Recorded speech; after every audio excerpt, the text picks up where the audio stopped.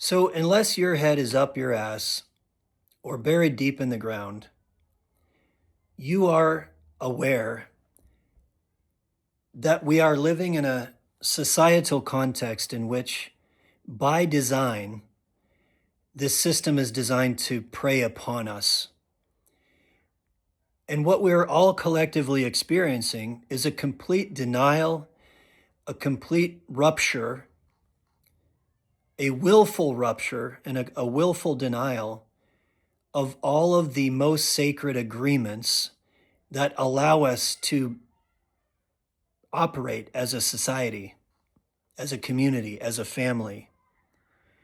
What I notice is these spoken and unspoken, written and unwritten agreements are sacred to most of us. I say most of us because clearly not all of us.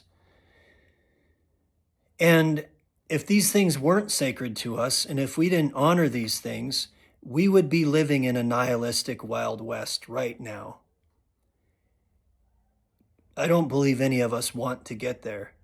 What I notice, though, is that all of the entities of power, and really it's the intersection of these oligarchical corporate entities interacting with government entities, these entities of power have a blatant disregard for all of the agreements that we hold near and dear.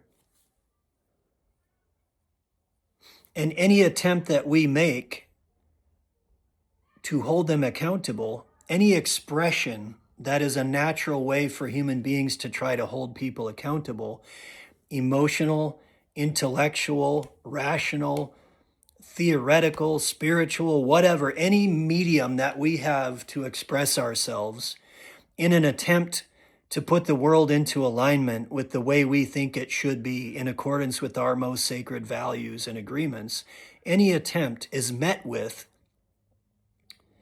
a denial, a deflection, an all-out counterattack. We, the people, are essentially denied and punished for trying to hold our leaders and these entities of power accountable to all of the rules and agreements that are supposed to be what guide our society. And what I keep saying over and over again, and I've been saying this for years, but I'm honing in on it because it's so blatantly obvious to me in my world, in my perception of what's happening, and in the lens that I get to see through therapy by navigating the world with a lot of people who have been through a lot of shit, a lot of service members who have been through a lot of shit, is that our collective experience is a direct representation of what an abusive family system looks like. In particular, what a narcissistically abusive or authoritarian family system looks like. In an authoritarian, and I mean an abusive, authoritarian, narcissistic home, you have a parent who behaves badly. They completely break all the rules, and they deny the needs, and they deny the voices, and they deny the emotions of the children. And when the children say, ouch, please stop, when the children try to set boundaries, when the children have a natural emotional expression that anyone would have when they're experiencing blatant abuse, they are attacked and they are judged and they are punished for expressing the truth. So the authoritarian parent judges and punishes and abuses the children who stand up to them the most. How do children adapt in an abusive home? Well, they completely deny. The child learns to take on the attributes of the narcissistic parent. So the child denies their own emotions, they deny their own thoughts, they deny their own God-given instincts and emotions as they are manifested in their body. The child goes into denial and the child develops an ego identity that allows them to survive, that allows them to stay in the good graces of their abusive parent. That is what I see happening in our world, in our society.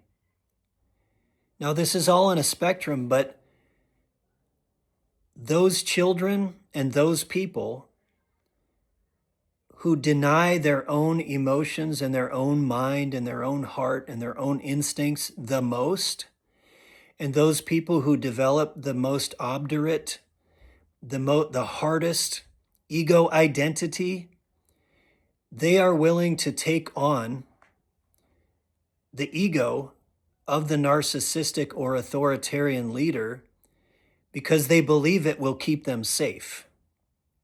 Inherently, this is rooted in survival. You are never going to argue someone out of their political story when it is rooted in survival.